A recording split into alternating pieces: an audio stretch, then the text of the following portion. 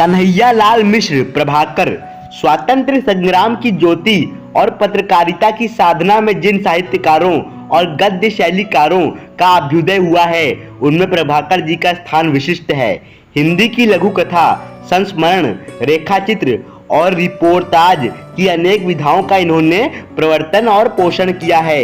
ये एक आदर्शवादी पत्रकार रहे हैं, अतः इन्होंने पत्रकारिता और भौतिक स्वार्थों की सिद्धि का साधन न बनकर उच्च मानवीय मूल्यों की खोज और स्थापना में ही लगाया है।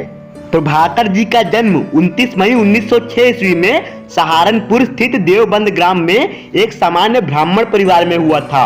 इनके पिता पंडित रामदत्त मिश्र की आजीविका पूजा पाठ और पुरोहिताई थी, पर विचारों की महानता और व्यक्तित्व की दृढ़ता में वे श्रेष्ठ थे। उनका जीवन अत्यंत सरल और सात्विक था, पर प्रभाकर जी की माता का स्वभाव बड़ा कर्कश और उग्र था। अपने एक संस्मरण मेरे पिताजी में लेखक ने दोनों को परिचय देते हुए लिखा है, वे दूध मिश्री तो माँ लाल मिर्च। इनकी शिक्षा प्रायः नगण्य ही हुई। एक पत्र में इन्होंने लिखा है, हिंदी शिक्षा सच माने पहली पुस्तक के दूसरे पाठ खाटा माला खटमल टामाटम टमटम, फिर साधारण संस्कृत बस हरिओम यानी बाप पढ़े ना हम। उस किशोर अवस्था में जबकि व्यक्तित्व के गठन के लिए विद्यालयों की शरण आवश्यक होती है, प्रभाकर जी ने राष्ट्रीय संग्राम में भाग लेना ही अधिक पसंद किया। जब खुर्जा के संस्कृत विद्यालय में पढ़ रहे थे, तब इन्होंने प्रसिद्ध राष्ट्रीय नेता मौलाना आसिफ अली का भाषण सुना, जिसका इन पर इतना असर हुआ कि ये परीक्षा छोड़कर चले गए। उसके बाद इन्होंने अपना संपूर्ण जीवन राष्ट्र सेवा में लगा दिया।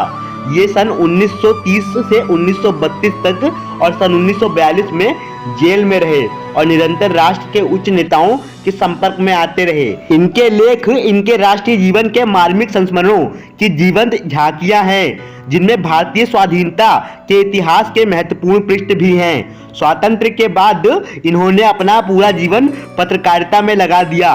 9 मई सन 1995 ईस्वी में इस महान साहित्यकार का निधन हो गया।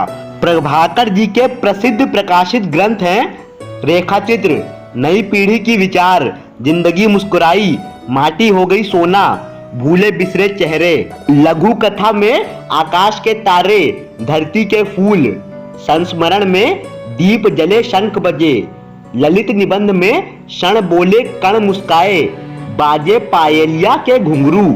संपादन में इन्होंने नया जीवन और विकास नामक के 2 समाचार पत्रों का संपादन किया है।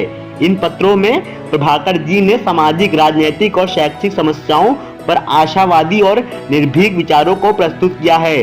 अन्य विशिष्ट रचनाएं महके आंगन चहके द्वार इनके एक महत्वपूर्ण कृति है। प्रभाकर जी की भाषा सामान्यतः तत्सम शब्द प्रधान, शुद्ध और साहित्यिक खड़ी बोली है। इन्होंने उर्दू, अंग्रेजी आदि भाषाओं के साथ देश शब्दों एवं मुहावरों का भी प्रयोग किया है।